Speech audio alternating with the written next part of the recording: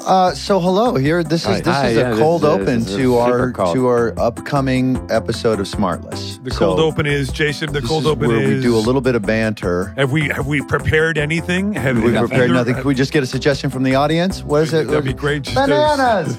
Okay, so bananas is the prompt. Okay. It makes me think of what it makes me think of is breakfast.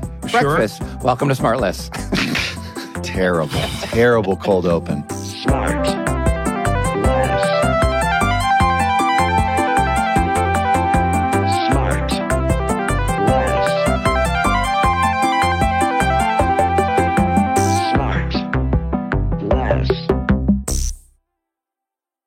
Hey, Sean. Yeah. Anything you'd like to say to the listening world? I did go recently with me and Scotty and two other friends to an escape room, and it was. Have you ever been? Was it inside your house? Well, you know, I haven't been because you know who went to an escape room this weekend? Nash for his 7th birthday. Couldn't get in. There were too many 7th graders in there. You know what? You know what else Nash is into? No. Lightsabers. That's right. Star Wars. But let me tell you, but I like the problem solving of escape rooms. Do you have a mirror close by? I need you to look in the mirror right now. I need you to fucking have a conversation with yourself right now and say, fuck it, dude, I blew it. Have you ever done it? You blew it! Have you ever done it? I don't think I have. I know I have. After all that, yes. Well, with your kids, though, right? Yeah. Well, I did it with the kids, but I will say it's really fun and it's hard. And Collect and just hang up. Here's part of the other thing that people don't understand when because I haven't done one in years, and it was great. Is that you were in that real right? Weren't you in some guy? He built a thing in his basement, and he tried to put you in there. You were in there for like 18 months or some shit. You were like, that was consensual. Hey, where could I get out of here? Wasn't there something that he wanted you to put lotion in the basket or something? What happened with that? Yes, I'm telling you, it was consensual. I forget the details. Remember you telling me once. Anyway, that's an escape room. But I will say that we like to give each other shit because I was thinking about, I give you shit, I rip on it, like, no, it's for fucking kids, and blah, blah, blah. Yeah. And of course I've done it myself. And so then people sometimes will go like, you guys are just too mean or whatever. I'm like, we're fucking around, man. We're just having a laugh. You know what I really enjoyed with the kids is laser tag. Have you guys done those? Yes, I have. Rooms? Yes. I won with a bunch of 12-year-olds. I won. Yeah, no. Here comes Sean again with another adult play date. I did it with Bella Bajaria for her birthday. You did it with Bella, Netflix's greatest, Bella Bajaria. Yeah, we did it for her birthday one year. Come on. That was my call.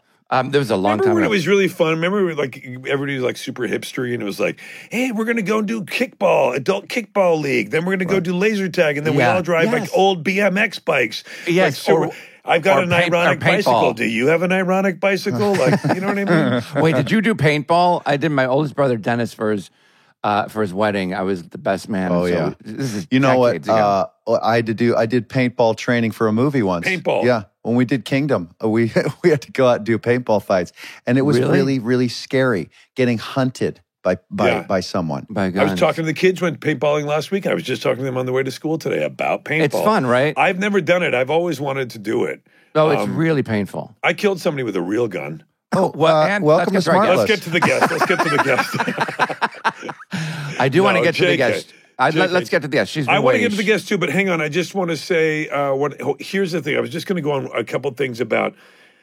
Do we have a segment yet called just Stuff I Hate, or should we? Or yeah, we absolutely should. Pretty kind of unofficially covered every week with you, but thank you. In the body of the show, it's a new expression that I'm adding to Storyteller, which is everywhere you go now. And I think it started in the golf world, but it's everywhere. And it drives me fucking crazy. Welcome in. Oh, this welcome in. Welcome in. Phrases that we'd like to never hear again. Yeah, have you heard people say welcome in? I haven't. You go places and they go welcome in. Why are we saying in? Just say if you feel the need to say, just say welcome. Right. Wait, two that I have that I don't like is because I watch a lot of football now, as you know. Have a day is I said this the other day when all the announcers always go, we got some play action. They like just saying play action. Just say hey, they have the ball or whatever they're doing. I brought that up to our friend that we did the show with, JB. I brought that up to Peyton Manning last week. Yeah. I brought up that I said that you hated that they overuse play action. Play action. Yeah. Because they make it and then when you're on a flight, they go stewardess cross check and something. Cross check. Yeah, cross check. Is the door secure or not? Yeah. How about Why don't you just check the door? You know what? I'm glad they're not saying Cross-check. much anymore. Is touch base. Let me touch base. Yeah, that went away. Yeah, I'm going to circle back. Circle back, or in the theater world, they say, "Oh, it's in a great space." Oh, we found a great space to do that. If we're going to go deep these days, space. Welcome in again.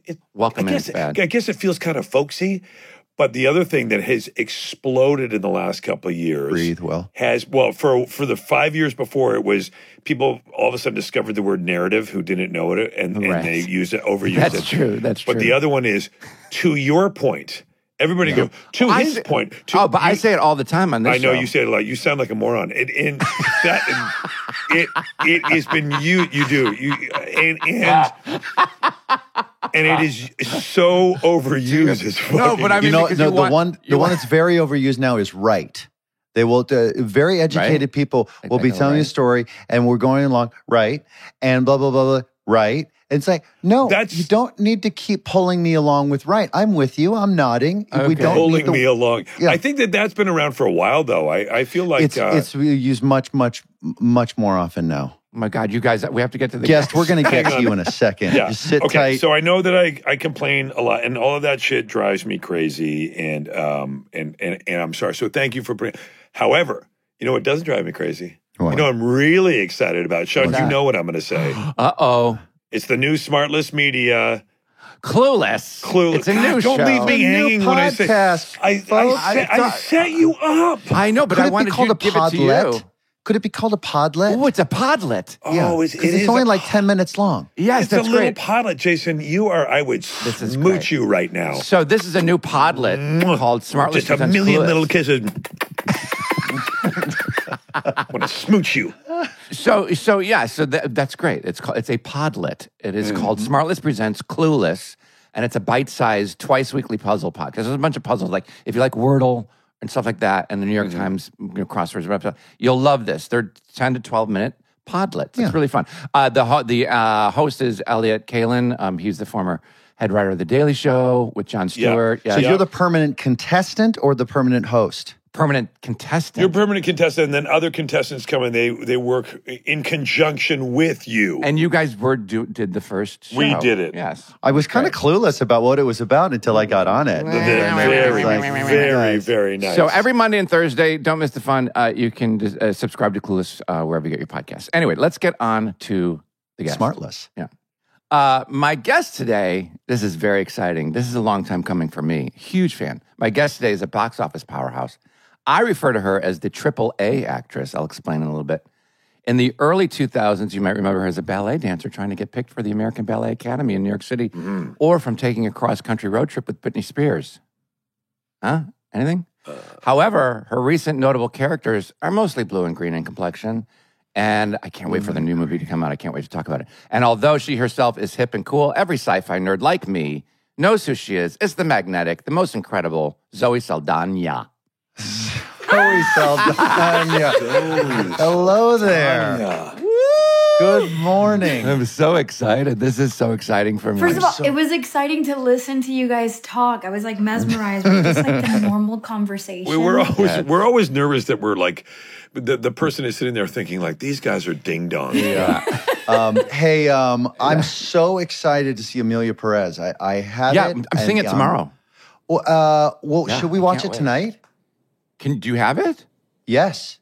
Yeah. Oh my God, please watch it tonight. Okay. Yeah. And then where should we email our notes? Because you guys aren't locked yet, right?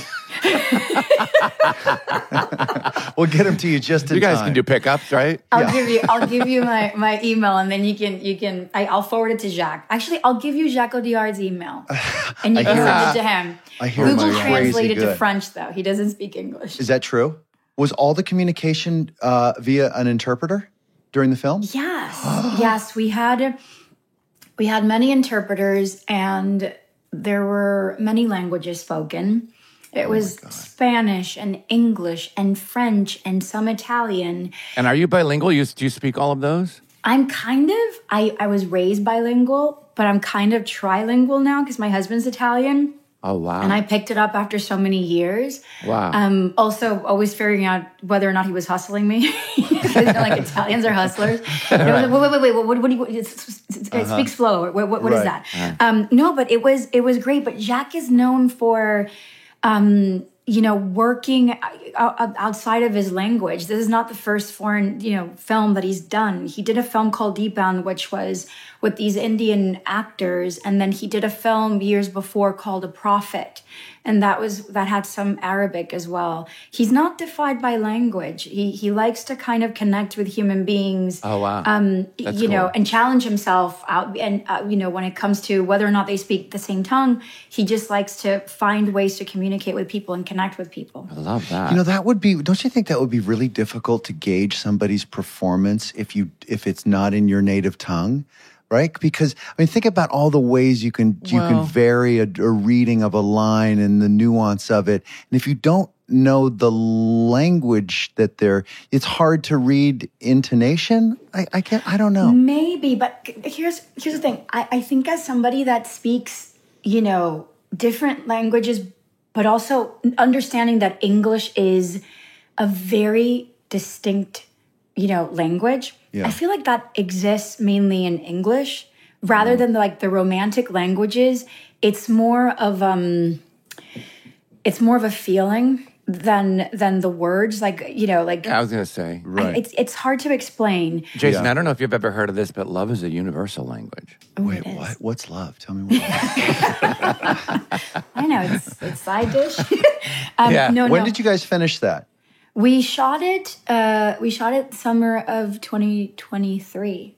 Okay. Oh, wow. From April to July, right? And we wrapped right before the strike, a couple of days before the strike. Are you so happy with it? By the way, it's in my notes to get to at the end of this interview, but we're talking about it now. You, including 3 of your co-stars, won the award in Cannes for best performances. Right? It's pretty outstanding. I can't wait to see this. It looks, because on paper, I was reading the description, it's singing and dancing and this and that and other storylines that I want to give away, but it sounds incredible. Yeah, and there's danger and a robbery or something too, right? Or it's got everything. It dabbles in so many different genres and it doesn't stay in one place. And I feel like that just feels fresh. Yeah. We all signed up to work with Jacques Audiard. I've been a fan of his work since I was a teenager. And he was, one of those top 3 directors in my bucket list that I felt would never happen. Right. When this opportunity came, it's a niche of a niche movie. It's in Spanish. It's a musical. It centers around 4 women. The main character goes through a major transition, trying to find herself. And everything about this felt dangerous and super risky. So it was totally aligned with what I want to do, with who I feel like I am, and I want to reconnect with that part of me as an artist. I didn't think that it was going to be seen by many, many people. I just thought I was going to scratch something out of my bucket list and feel so happy that I collaborated with an amazing filmmaker. Cannes was a surprise for us.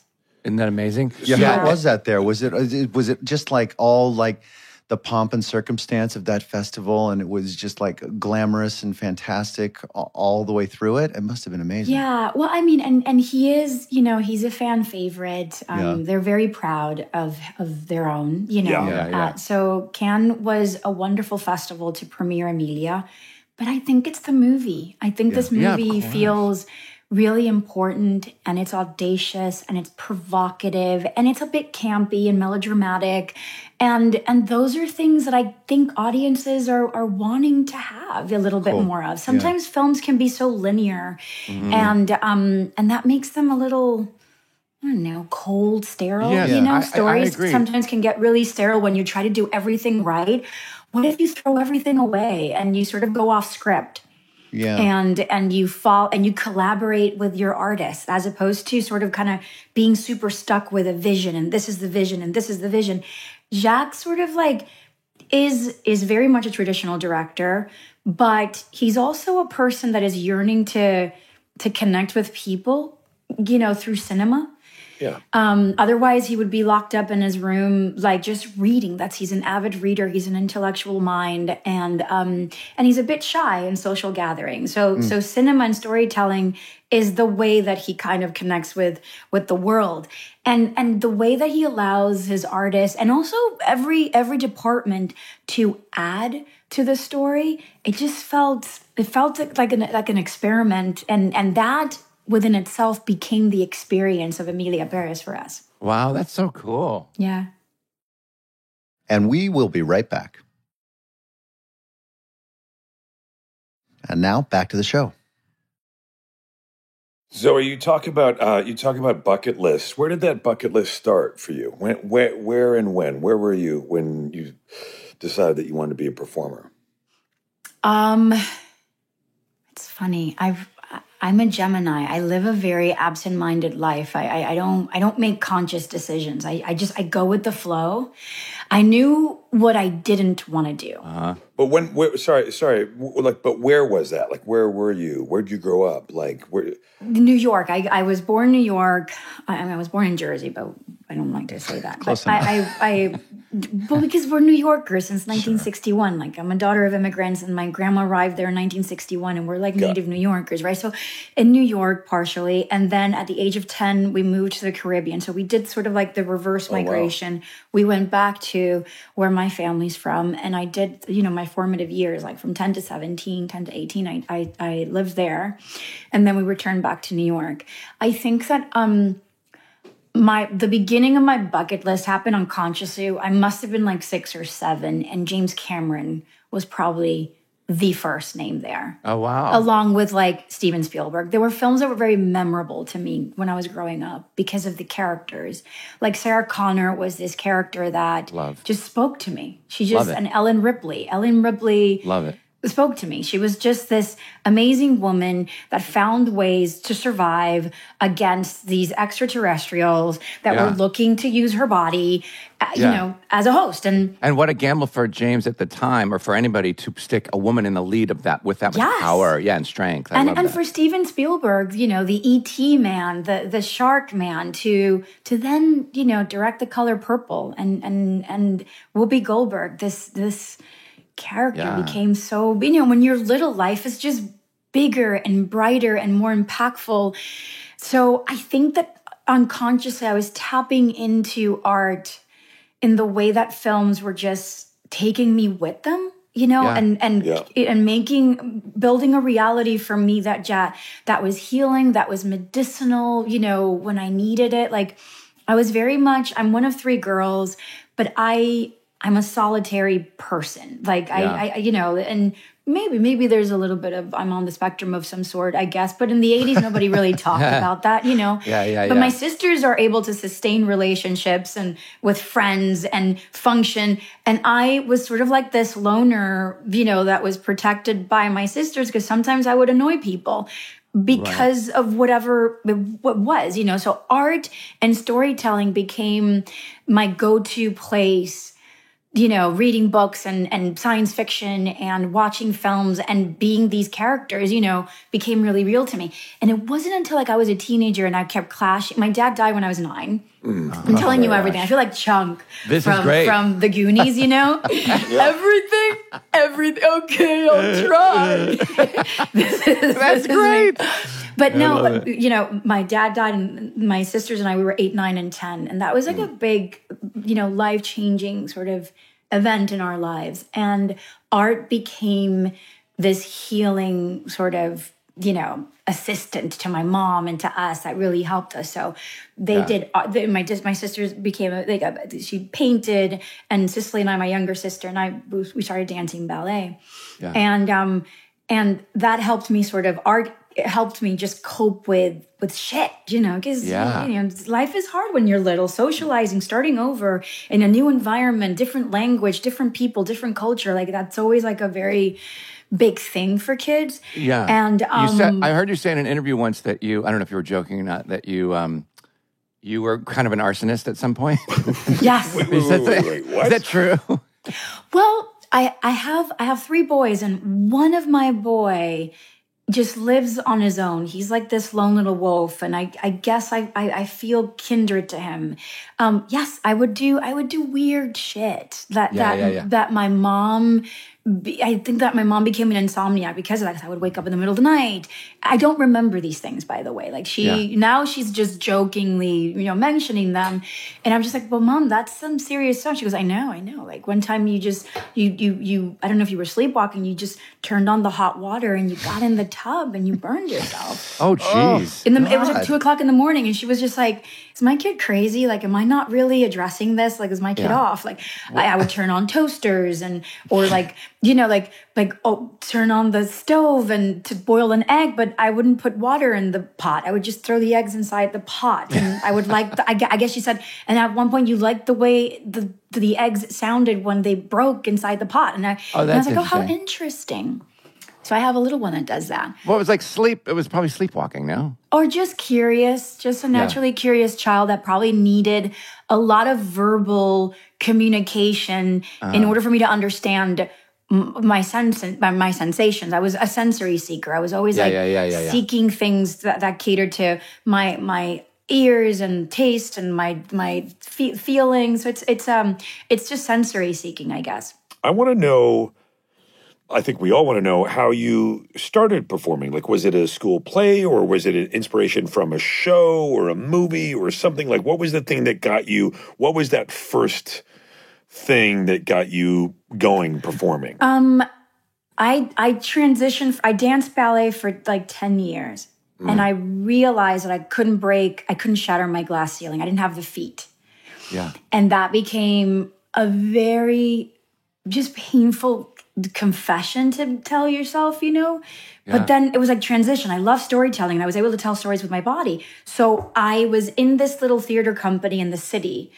And I was playing Mrs. Potiphar from Joseph and the Amazing Technicolor Dreamcoat musical. Easy, and Sean. there was a manager. I was about to there. sing all the songs, but Joseph, exactly. It's such a great musical. And there was a manager there, and she signed me. And I first started going to, I would book commercials. So my first gigs were I did a Burger King commercial, 2 for 2 or something, just the two of us. And I remember I got my SAG card from that commercial. Yeah, but that's big, though. I mean, that's a big deal.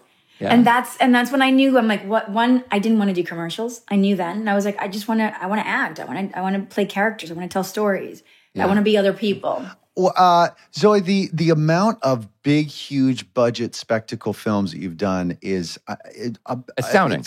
I mean, I don't know if anyone's done more. Well, Jason, I referred to you in the intro as the AAA actress, which means the top 3 movies of all time you're starring in, which is Avatar, Avatar: The Way of Water, and Avengers.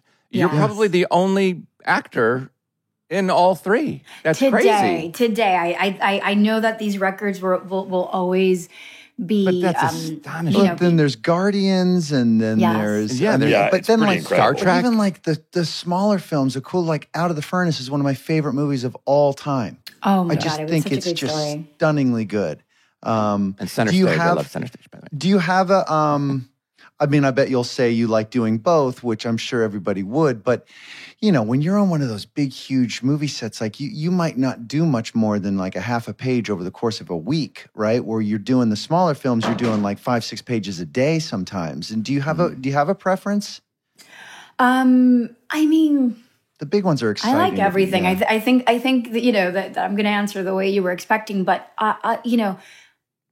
Avatar was really special in the sense that the way that we shoot it, I wish people can understand that the technology does not substitute the performances. It only supplements the performances, Totally. And you got things sticking out of your head, and you're so real. I mean, you're and we go through months of training because it's basically Jim paints those pixelated, things over what we do. So it's not that we sit in a studio and we record like an animation. It's like all the work that you do is the work that you see, on Avatar.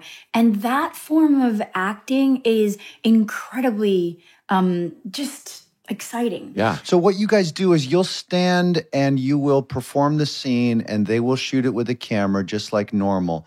And this is a question, and then afterwards, they then take that real footage, which usually is the movie that we all see, but they take that footage and then they create a digital version of your bodies and basically create effectively digitally animated characters from it? Yes. Okay. But it's not an animator that is guessing. Or estimating how you're moving. No, it is your performance because they have these reference cameras. Yeah. But Jim has also created this this gimbal of a camera. Yeah. That is it's in Pandora. So when you're moving, there are all these big screens. Let me know if I lose you. When we're shooting in a set that we call the volume. And the reason why it's the volume is because all these cameras that are attached in the ceiling of our set are pointing all through this sort of square, this space that's called the volume. Yeah. So once you're in and you have all these dots and you ROM yourself in, so they enter you into the system. Yeah. So it's all these motion capture points on your body, yeah?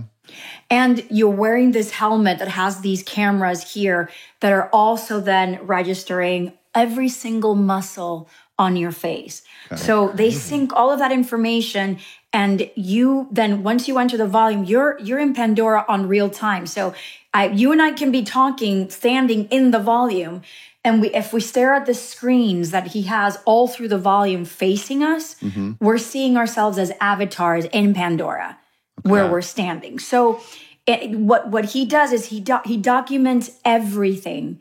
And his technicians, that he works with people, from Weta in New Zealand, and he has people from all over the world, but they're mainly here in Los Angeles and in New Zealand. They're just basically painting over what we're doing because it's already in the system. Does that make sense? Yeah. Yeah. And is the overall goal of that, as opposed to, like, let's say in Star Wars, you have like a real person mixed into a later down the line created digital environment. So you have a real person in a created digital environment, like a green screen. Right. In Avatar, the reason that he's taking you and putting you into a digital form so that your digital form is in the same medium as the digitally created environment as well, so that there's no difference between the say a human body in a digital form, in a digital environment in Star Wars versus with this, it's a digital form inside a digital environment. So everything is the same in the medium. Is that the reasoning? I think so. You kind of blew my mind there. I was like, oh my God, he's really taking it there. But yes, that might be if what you're saying is what I'm understanding, then yes. Yes. Will you call me later and explain it to me what he just said?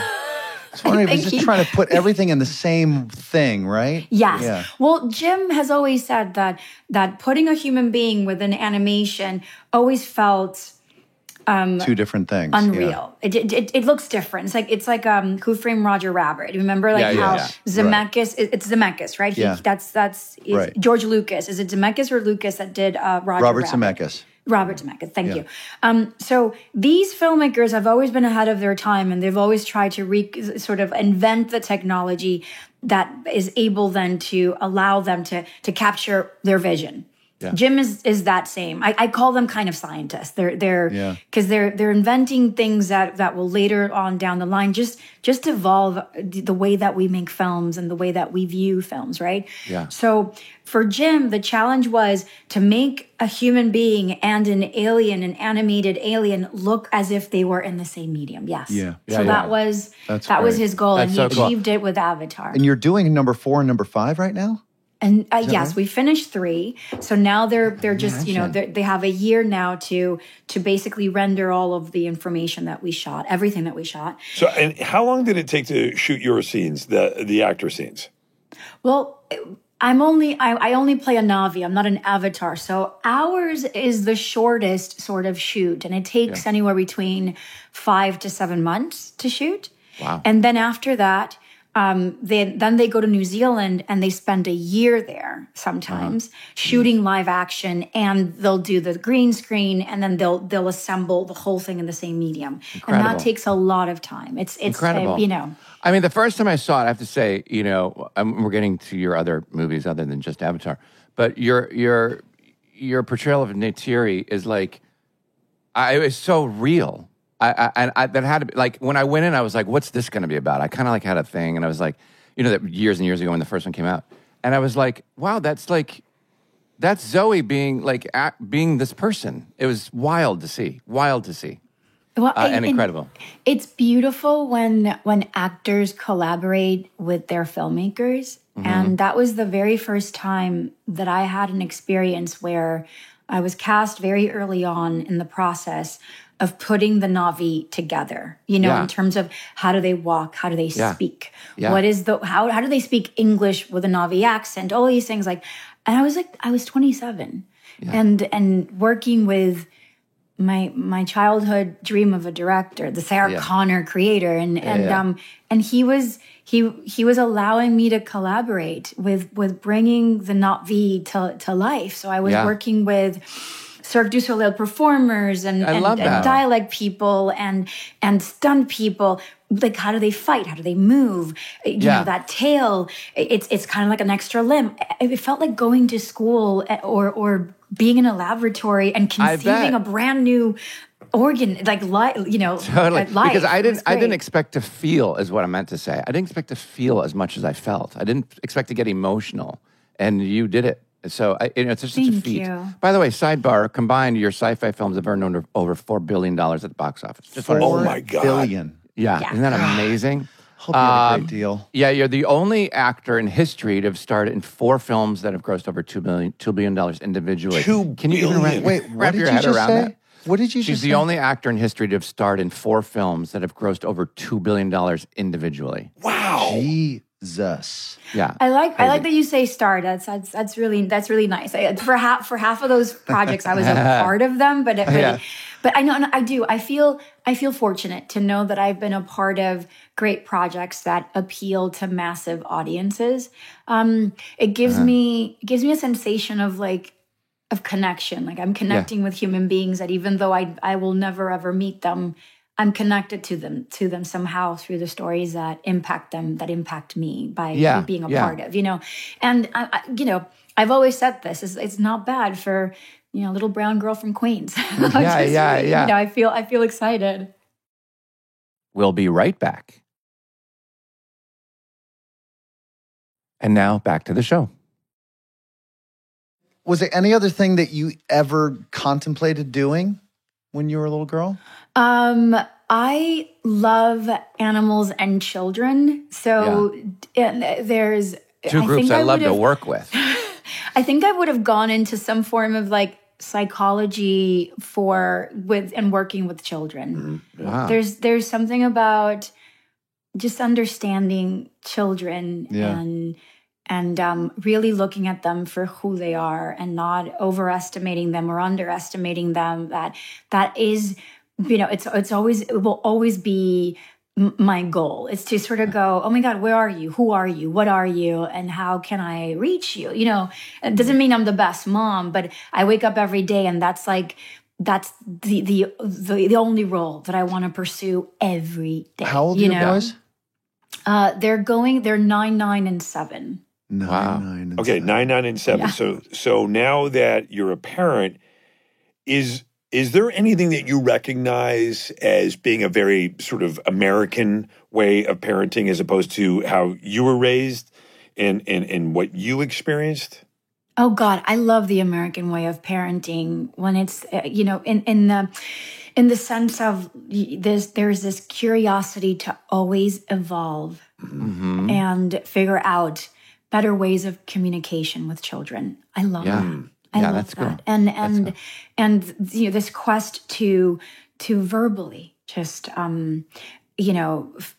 create freedom where children can communicate their emotions and their feelings earlier and earlier. I love that about American ways of parenting. And the Latino ways of parenting I love because it's all heart. It's very much heart. So the child is allowed to be dramatic and excessively dramatic. Like it's just, how does that be? We talk about death, we normalize death. And we don't sterilize it. It's passion. There's a lot of passion and fire in the way that we raise children, Latinos. But things that I can live without is this: you respect your superiors. You don't question things. I love that my kids question everything. What's the Italian way to raise? Oh my God. It's just gelato every day. Yeah. Gelato every day. And it's a culture that's very, it's very, Latinos and Italians are very similar. They're just affectionate. The fathers are very affectionate with their children. And I love that. Do you spend a lot of time over there in Europe with your kids? Do you guys go over there? We do. Yeah. You do? And Marco, I think it's so cool. Marco's your husband. Marco took your last name. He did. Come on. That's so cool. Wait, walk me through that conversation. That came from him. We get married. I had no intentions of changing my name, but we never discussed it. It was just I just had it there. I'm like, in case the conversation comes up, I'm gonna let him down slowly that I'm going to remain Zoe Saldaña, and maybe throughout the years, if we earn it, then maybe I can take a Perego somewhere. Yeah. And he was immediately, he's like, I'm going to be Marco Perego Saldaña. Wow. And I'm like, are you sure? You should probably just do it, in our personal lives, but keep your professional name, as who you are. Society sometimes doesn't really understand. He goes, I don't give a shit. Yeah. Like, I'm proud of your name. I love your father's name, What was the impetus for that, though, for him, do you think? For him, it was... I get emotional. My father died when I was 9, and I have a wonderful stepdad that's been in our life since I was 13, and he's my dad, But my biological father, that bond, that connection to your blood was abruptly lost very early on. So it's not something you ever heal from. It's just you learn to manage that pain of loss. Right. And when we fell in love and we got married, he knows how strong of a presence my father still is in my life, because as Latinos, we live with our dead. We live with them. We actively talk about them as if they're here, Did your family or your mom, back then, suggest therapy, for a young child like yourself to go through such we did it, yeah. things, or did you get through it as a family and was like, no, we don't believe in that. We're going to get through this together. No. It was a combination of both, because we were good. still, Smart. we were still living in the States when he passed away, and when back in the 80s, public schools in New York were incredible. They were just incredible. So immediately, as soon as we came back from the funeral, they bombarded us with just love and support. And for my mom as well, my mom, had places to go to and sort of cope with this and gain new tools on how to be like this single parent moving forward. Yeah. And then when we went back to Dominican Republic, then that was when we moved there then to live. Then it was very much like, no, we stick together. God will always find his way. So that had its good things and also bad things, and my mom did feel very isolated at times when it came to just trying to talk to a professional, but the love and support was always abundant in our family, Oh, that's great. And wait, if you don't mind, how did you meet your husband? I think didn't he hit on you on the plane once or something, and then you turned him down on the plane? How did he find you after he's very Italian, and I love the Italian culture, but I'm also I'm keeping it at bay. You know what I mean? Like it's a very romantic and seductive culture. So he meets you, and he's this like pirate looking, probably the most handsomest man I'll ever meet in my life, and I met him on a plane, but we knew each other. We knew of each other through mutual friends, and it was always like, oh, there's that guy, there's that really handsome, hot motherfucking guy that I should always stay away from. Because he looks at you and he just has that suave look and everything. And when he talks to you, he had that little bitch. You know, they kind of hide their real manly voice. And I'm like, why are you such a high-pitched voice when you talk to me? And I'm a New Yorker. I'm very much like, come on, man, talk to me. But he's gentle. My husband is a very gentle a man. That's so great. And you teach your kids Spanish and Italian at home? Or? I mean, we don't necessarily teach it. We just they catch up on it. That's how we slip in and out of all these languages. That's so cool. And it's funny because I grew up as like a daughter of immigrants where you live a double life. You feel like you're like 007, where in your house you're like, hola, abuela, blah, blah, and you're very Latina. And the moment you step out, you kind of go, adios, or like, hey, what's up? Like you learn to code switch, right? And because they're so hard on you. Like you don't forget your culture. You don't forget where you come from. And it was very much like that. And I appreciate that today. Right. So and then I marry an immigrant who's very much about, I'm Italian forever. We're Italians. And so when the boys were little, they spoke only Italian and Spanish. But as soon as they start going to school and I start dialoguing with them, I go into what feels very, they pick up on it.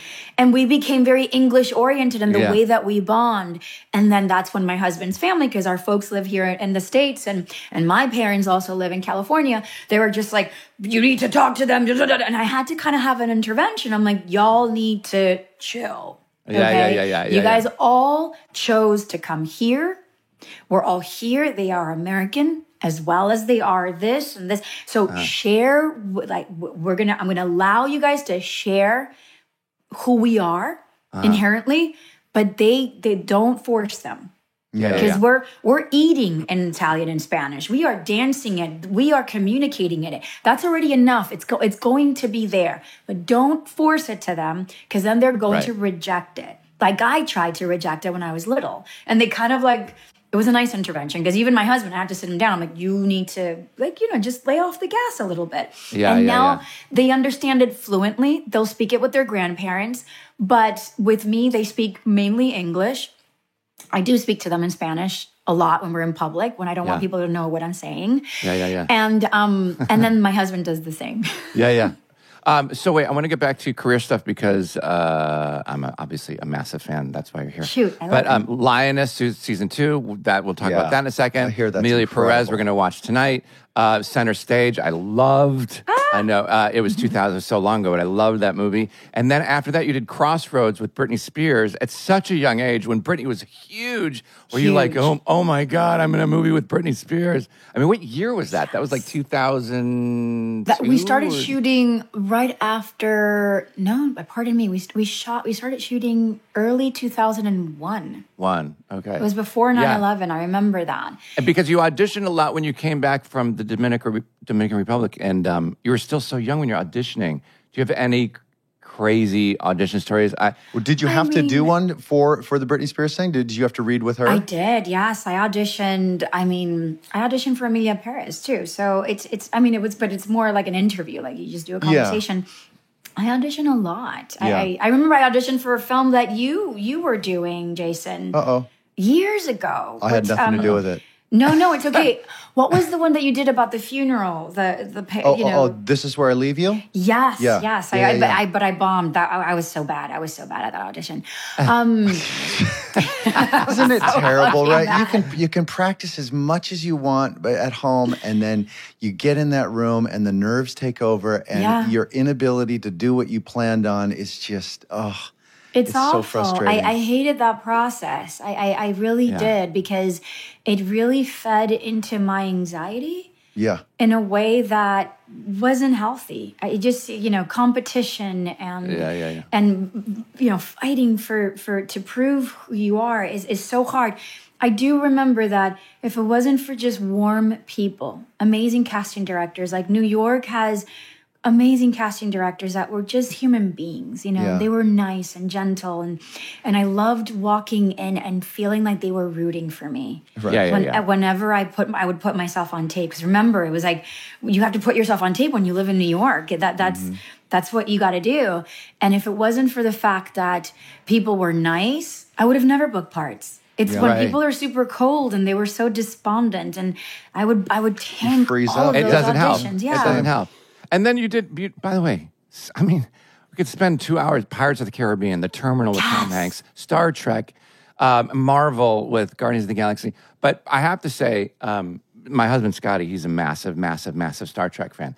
I'm more of a Star Wars, but because of your films. This is the only thing they fight about. Yeah, but because of your films and JJ and everybody involved, I was blown away by you and those films. They're so well made and completely gripping and suck you in and in the best way. There's another one due soon, right? Another Star Trek movie?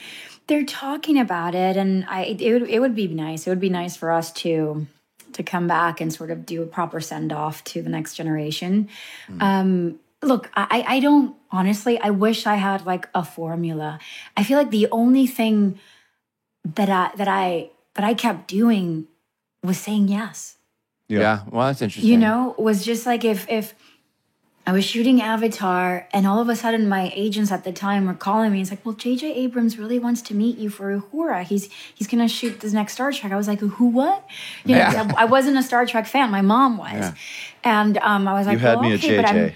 I know. And I'm like, but I'm working. And he's like, well, I think he's going to come to set. I'm like, oh, okay. Cause I would go to the set of Avatar and every day he's like, oh, there's Robert Zemeckis, there's Steven Spielberg, there's George Lucas. There's, crazy. you know, they were always there. And Jim was giving him the whole walkthrough. So it was very normal for us to see these amazing filmmakers. And when, you know, Jim walks to set one day, goes, I have a surprise for you. And I think you're going to owe me for this one. And I was like, what is he talking about? And JJ was there. And JJ was like, hi, Zoe. And Jim like lets him, touch the camera and do the whole tour.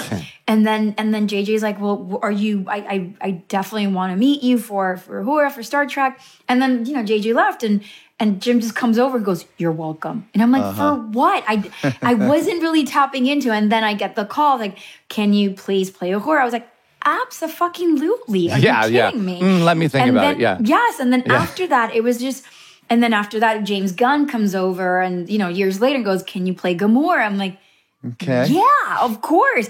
And I said yes because I wanted to experience prosthetics. Yeah. Makeup, like waking up at 3 o'clock in the morning and going through the whole Nutty Professor transformation. Like, I was like, I want to do that. And then a month in, I was like, I hate this. You're 2-3 hours sitting in the chair, not doing anything, eating through a straw. Yeah. What about the series, the Star Trek series, where those people have to be on that every single day for 9-10 months a year? I wouldn't be able to do it. It never doesn't make me laugh though. The idea of an actor in a Klingon, all the Klingon makeup, walking through craft service. That always will make me laugh. Just like getting fried chicken and eating everything to put it in a blender right through a straw. Napkin, like collar napkin, always to not get makeup on their outfits. Exactly. Wait, so all of the travels and all the places you've worked in the world, I want to ask where you would choose to live if you had to pick a place, either fictional or non-fictional. Paris. Oh, really? Yeah. Yes. You love Paris. I love Paris. Why? I love art. I love the fact that people are always outside. I love to walk.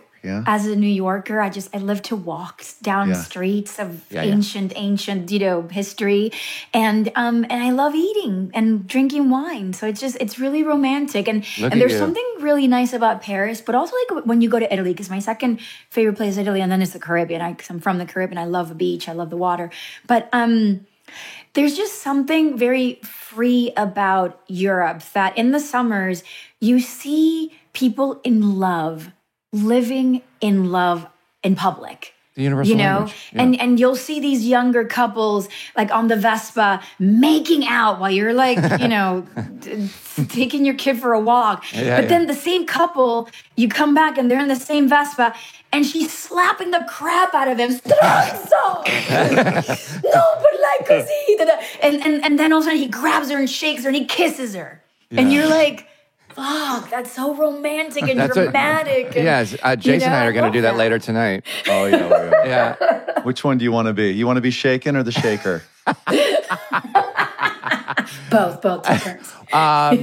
Well, listen, I could talk to you for 19 hours. We've taken up way too much of your time. Me too, you guys. Hour. Thank you for this conversation. I've enjoyed it. Thank you so much. I can't wait to see the movie. And Lioness, we didn't even talk about Lioness, but you and Nicole Kidman, loved the show. Love it's her. second. Oh of my course, God. you're getting a second season. So I can't wait. But thank you for being here. Gigantic fan. Yeah. Thank you, guys. Very, Thank you for very this nice to conversation. see you. Anytime, Joey. I'll come back. Okay, Please thank do. you So much. Love you. All right. Enjoy the rest of your day. Bye. You too. Bye, sweetie. Oh, Shawnee. Yeah, I love her. I want to talk to her awesome. forever. And she's like, how many people can say? I know we already said it in the show. Oh, the biggest. The three. There's no other actor that was in the top three movies of all time. No. There's no other actor. There's Isn't that very wild? few. Yeah, it's very wild. I A mean, stunning accomplishment. what I was thinking about during it is that she's been in all those big, right? And then on the other, I was in Brother Solomon. And if you think about the gap There's a between lot those, of daylight Yeah. in between. there's a lot of daylight. It's all daylight. Let's be honest. But I didn't even Blinding. get to the Terminal. Remember, she was in the Terminal with Tom Hanks. Terminal, yes. But anyway, she was great. Yeah. I really like her a lot, and I want to hang out with her. Sure. Anyway. And to your point, Sean, I mean, it's such an accomplishment, you know? To my point. Well, welcome in. Maybe they mean Velkommen. Willkommen. Velkommen. By the way, if they were German, then I'm going to take it, obviously. Stay close to the candles. Okay, you know what I mean? Anyway, she's wonderful. She's amazing. She's amazing. She's one of a kind. She is one of a kind. She's so rare. I would dare to say. Uh-oh. Do it. Be brave. You can feel it. This is where it's embarrassing, where you can feel it. Is that she's so, people who have been in so many huge films like that, they're not every day. In fact, they're pretty hard to come